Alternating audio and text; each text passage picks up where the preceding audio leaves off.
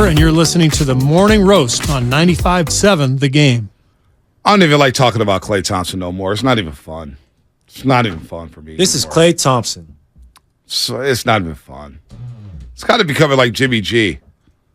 It really is. I don't even know what to say. Sorry, BPA, hung up on you. But I knew your call. I knew what you were going to say the whole time. Let's talk about something else. Let's talk about 49ers football. What's the Draymond one? Draymond's got nothing left. What was that? Before the championship? I love that. It was before the championship.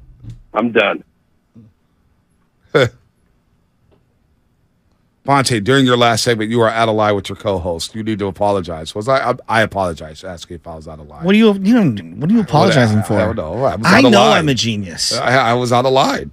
I know I make great salient points that knock you into the corner every single day. No, actually, I TKO you every day. You guys just don't understand it. Just like the way I picked apart Mark Willard's trade, and now all of a sudden everybody's like, yeah, that would be a bad deal for the Warriors. Or everybody's like, oh, Jaylen Brown and Michael Brogdon. Oh, Andrew Wiggins, get rid of them. All right, boys. Thank you, Bonte. No, don't thank me. Don't be that guy, man. Don't be that guy. It's a joke. No, I'm not. I'm spicy right now. I know you shouldn't be spicy right now because people don't understand basketball. That's all. They don't understand things. All right. I just think people have different opinions. You know, it's a terrible opinion. Some people want to run it on 3rd and 3. Some people want to, run a little naked boot. It's the same thing. Well, you both can get the first down. And look, let's be real. We know what happened with this basketball team.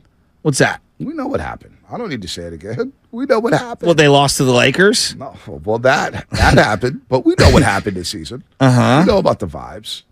And we're picking apart some things that... I think everything's on the table when you lose. The best corporations relook all of their strategies when they are losing. Some of the best people in the world even relook their strategies when they're winning. Tiger Woods reworked his swing 3 different times coming off of a major. This is Tiger Woods. So can you tinker too much? Yeah, you probably could tinker a little too much when you're Tiger Woods. But at the same time, you're always trying to improve.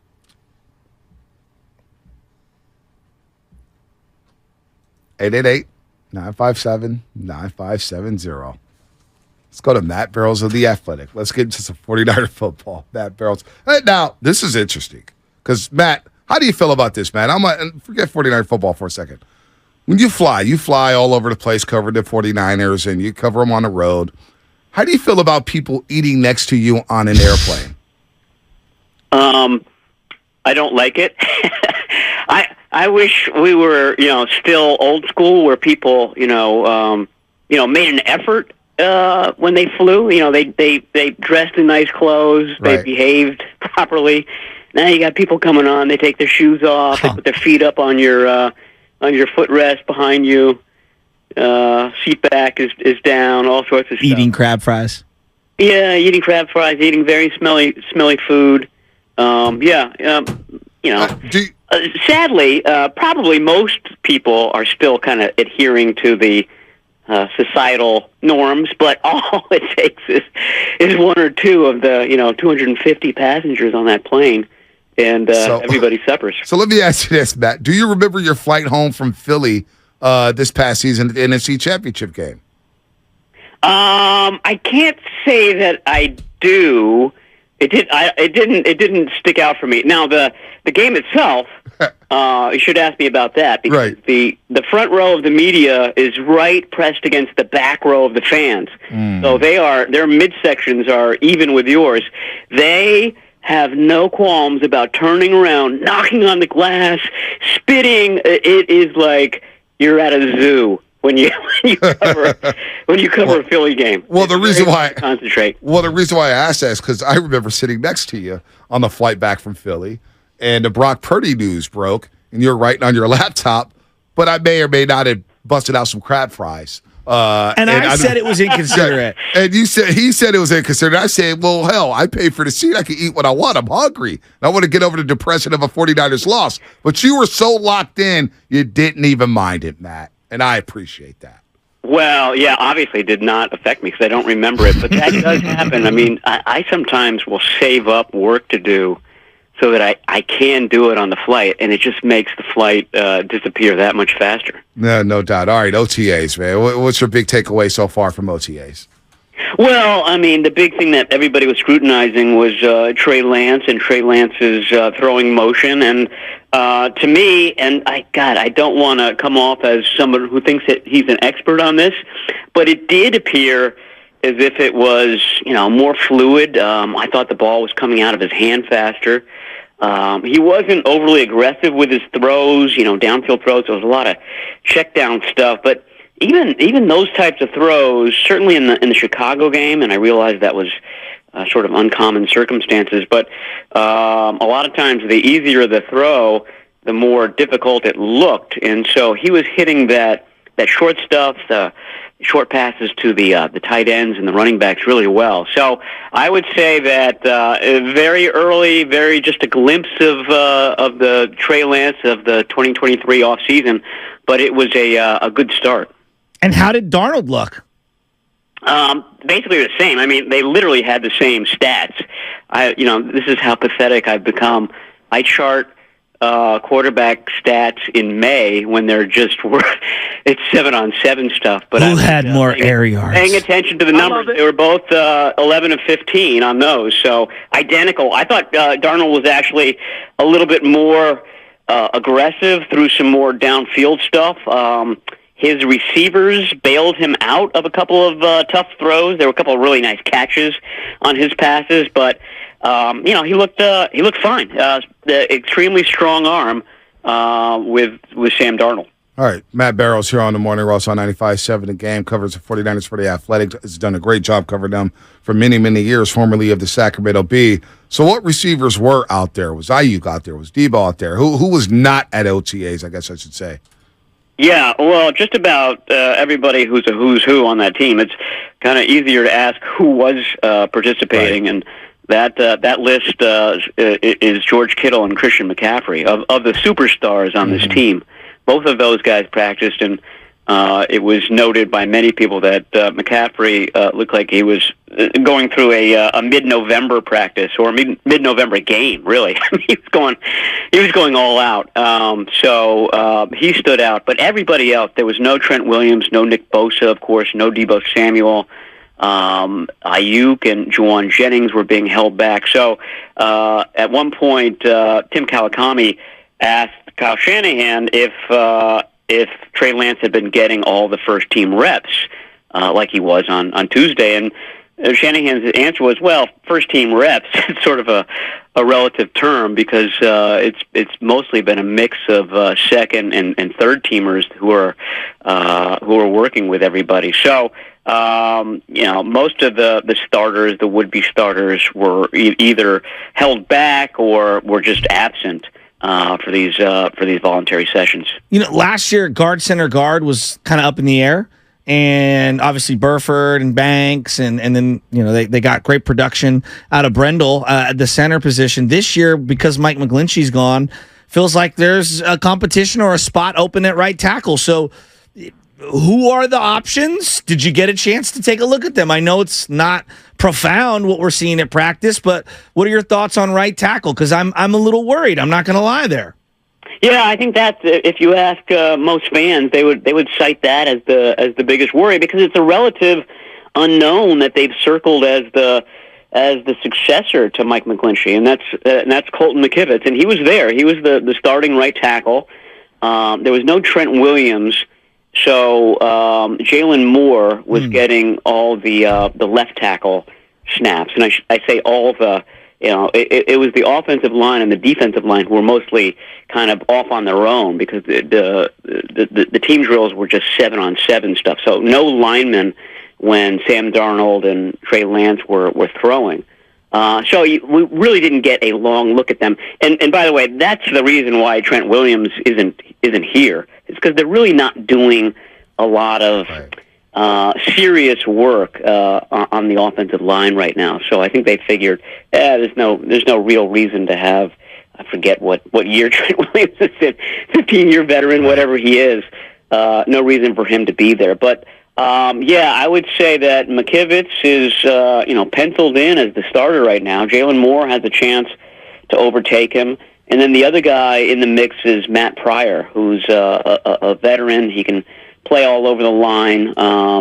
They know what they're getting with him. But those would be the three guys, none of whom is a superstar. But, at this point last year, as you noted, we were all questioning Jake Brendel, and Aaron Banks hadn't had a good rookie year. And who's this guy, Spencer Burford, that they took in the fifth round, or the fourth round rather. And so, at some point you sort of have to trust the judgment. And it's all coming from Chris Furster, the offensive line coach. And he proved last year that he did have an eye, and he did have a plan for these guys, and it mostly worked out really well. I thought that Burford looked really good. I thought Banks looked really good just from the eyeball test this week. So I would say that that's a strength of this team, with the question mark being, can McKivitz kind of do what Jake Brendel did at center last year? Right. Matt Barrows here on the Morning Roast on 95.7 The Game, 49ers insider for The Athletic. Going back to the quarterbacks for a second, it's probably premature to ask this question. Probably won't know anything until training camp and the updated Brock Purdy news. But as well as the new changes to the quarterback rule where you can dress three so you don't have a situation like you did in the NFC Championship game where the Niners are basically playing running backs at quarterback. Do you see, no matter how it shakes out, the 49ers keeping all three quarterbacks on the roster throughout the season in Darnold, Trey Lance, and Brock Purdy? Yeah, for sure. I mean, the only thing that could be a hiccup there is if Brock Purdy comes back, say, in late August, or maybe it's even early September, and he's not quite ready to take over. He needs a little bit more time. The question would be, does he start the year on PUP, which would create a roster space for the first 4 weeks of the season. So, that scenario is in play. Injuries are always in play, but yeah, that's how I see it. And so, it affects every other position really. Last year, for example, the 49ers kept only 5 wide receivers on the active roster. That's a small amount in the NFL. This has become such a wide receiver dominant league that most teams keep 6 or 7. The 49ers had 5. And so you're starting to kind of do the roster numbers, and you think, okay, if they keep 3 quarterbacks, there's no way they can go to 6 wide receivers. It's always going to be the minimum number for a lot of these positions. So, but yeah, I think that's the way it's going to go this season. When I went to practices last year and obviously the year prior, there's a level of stars across the board for the Niners. And so, like, when you watch Fred Warner competing in these drills, competing in 11-on-11s, like, there's a level of intensity that is maintained at all times. Are you still sensing that same hunger, like, team-wide, that there's been in years past? It's too early to ask that because, okay. I mean, do you get my question? It was sort of a glorified walkthrough this week. I mean, it's all sort of an ease in. When they went to 11-on-11s, for example, they did them with, it was maybe a dozen snaps, and nobody had helmets on. And I'd never seen that before. They're in pads, but there was no helmets, and the idea was, to sort of guard against going all out, that you guys are still easing into it. You're not wearing helmets, so don't go crashing into the guy across from you. So it's hard to have that intensity when you have that built-in caution. And Fred Warner was there. He was in his uniform, but he wasn't taking part. He was coaching up the younger linebackers. So we're not really into that yet. I think June will be the first time we see the majority of the guys, the Fred Warners, the Nick Boses, the Trent Williams out there. We see them in their full uniforms. We see them going. But I fully anticipate that intensity is there. Fred Warner never shuts off. Dude. He is revving at all times. And it's really remarkable to see somebody, to rev up to that level and to maintain it constantly is a feat. It reminds me of the stories I hear about what Ronnie Lott used to do. He used to ratchet up the intensity on that defensive team. Joe Montana was doing the same thing on offense, and you would have these practices that were regular season-like levels. And that's why when they came to play on Sunday, they were so much better than everybody else because they practice at such a high level. And I think that's the goal and it's really Fred Warner who's trying to do that. And sometimes it ticks off his offensive teammates. We saw that last year with Brandon Ayuk. Warner can get a little bit too rough, but I think that the overall intention there is a good one, and it lifts the whole franchise. Real quick before we let you go, Maddie, one conversation we were having yesterday was about the edge rusher opposite of Nick Bosa. And it could be Drake Jackson, who I know has put on some weight. I know they signed Cleveland Farrell from the Las Vegas Raiders, former Clemson Tiger, Kerry Hyder Jr. still around. Do you see them going out looking for maybe another edge rusher, or is Drake Jackson going to be ready to? Because I'm seeing some names out there: Yannick Ngakoue, Frank Clark from Kansas City. I know he's got some checker pass off the field, but he's a damn good player, and we see what he does in the playoffs. Do you see the Niners maybe going after another edge rusher during training camp, maybe in July, maybe when some cuts are made? Yeah, I mean, that would be the time that they do it. They would get an assessment. I mean, there's no Nick Bosa there now. So the silver lining in that is that the Drake Jacksons, Cleveland Farrells get a lot of snaps. So the 49ers are going to know heading into training camp, or at least have a sense of what they have there. And if they say, you know what, we think that Drake Jackson is still sort of developing. We still think that he's a year away. Why don't we bring in Yannick or somebody else? And by the way, Yannick is kind of out of central casting for what the 49ers want as their sort of third down rusher, a guy who runs the arc really well, can kind of operate out of that wide 9 position and hit the quarterback. That he does one thing really well, and that's it. So it fits in a lot of ways. Obviously, he would cost you a pretty penny, and that would be the determination that the 49ers have to make. But my point is that I don't think any of those guys wants to really kind of be in a camp right now. I think that they'd rather kind of wait for an opening, an obvious place for them to land, skip a lot of the drudgery of the off season. But I think that's a possibility. I think the 49ers would much rather Drake Jackson sort of seize the moment, seize the opportunity, and become that bookend for Nick Bosa. Speaking of Nick, any news on an extension? No, I think that's going to be crickets chirping until late July, and I think it's going to heat up then. And the question will be, do they get it done before the first day of training camp? Is it the first week? I think that's the way it's going to go. All right, Matt. Good stuff as always. Good to have you back on the roast. I know OTAs is glorified.